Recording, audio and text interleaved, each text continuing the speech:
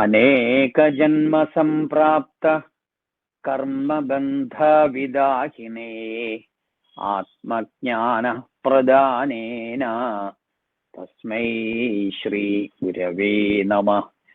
മുദാകരാപ്തമോദകം സദാ വിമുക്തി സാധകം കലാധരാവതംസകം വിലാസി ലോകരക്ഷകം അനായകൈകനായകം വിനാശിതേ ഭദൈത്യകം നതാശുഭാശുനാശകം നമാമി തം വിനായകം. ശുക്ലാം ബ്രഹ്മവിചാരസാരപരമാം ആദ്യാം ജഗദ്വ്യാപിനീം വീണാപുസ്തകധാരിണീം അഭയദാം ജാഢ്യാന്ധകാരാപഹാം ഹസ്തേ സ്ഫാടികമാലികാം ച ദധതിം പദ്മാസനേ സംസ്ഥിതാം വന്ദേ താം പരമേശ്വരീം. വന്ദേ താം പരമേശ്വരീം ഭഗവതീം ബുദ്ധിഃപ്രദാം ശാരദാം ബുദ്ധിഃപ്രദാം ശാരദാം.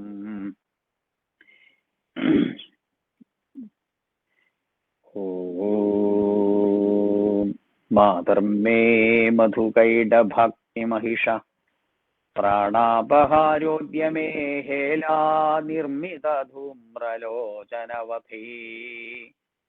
ഹേ ചണ്ഡമുണ്ഡാർദ്ധിനി നിശേഷീകൃതരക്തബീജതനുജേ നിത്യേ നിശുംഭാപഹേ ശുംഭധ്വംസിനി സംഹരാശു ദുരിതം ദുർഗേ നമസ്ത്വംബികേ.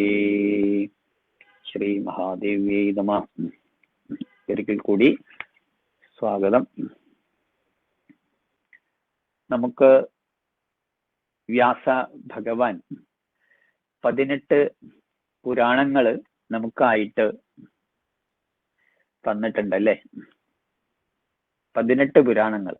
ഈ പുരാണങ്ങളെ നമുക്കൊരു ശ്ലോകമായിട്ട് പറയുകയാണെങ്കിൽ ബ്രാഹ്മം പാത്മം വൈഷ്ണവം ച ശൈവം ഭാഗവതം തഥാ ഭവിഷ്യനാരദീയം മാർക്കാണ്ഡേയം തഥാപരം ആഗ്നേയം ബ്രഹ്മവൈവർത്തം ലൈംഗം വാരാഹമേവ ച സ്കാന്ദം ച വാമനം ചൈവ കൂർമ്മം മാത്സ്യം ച ഗാരുഡം ബ്രഹ്മാണ്ഡം ചൈവ പുണ്യോയം പുരാണാനാം അനുക്രമം.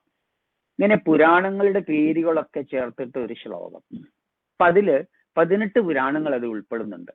ഇപ്പോ ബ്രഹ്മപുരാണം, പത്മപുരാണം, വിഷ്ണുപുരാണം, ശിവപുരാണം, ഭാഗവതം, ഭവിഷ്യപുരാണം, നാരദീയ പുരാണം, മാർക്കാണ്ഡേയ പുരാണം, അഗ്നിപുരാണം, ബ്രഹ്മവൈവർത്ത പുരാണം, ലിംഗപുരാണം, വരാഹ പുരാണം, സ്കന്ദപുരാണം, വാമന പുരാണം, കൂർമ്മ പുരാണം, അതേപോലെ തന്നെ മത്സ്യ പുരാണം, ഗരുഡ പുരാണം, അവസാനം ബ്രഹ്മാണ്ഡ പുരാണം.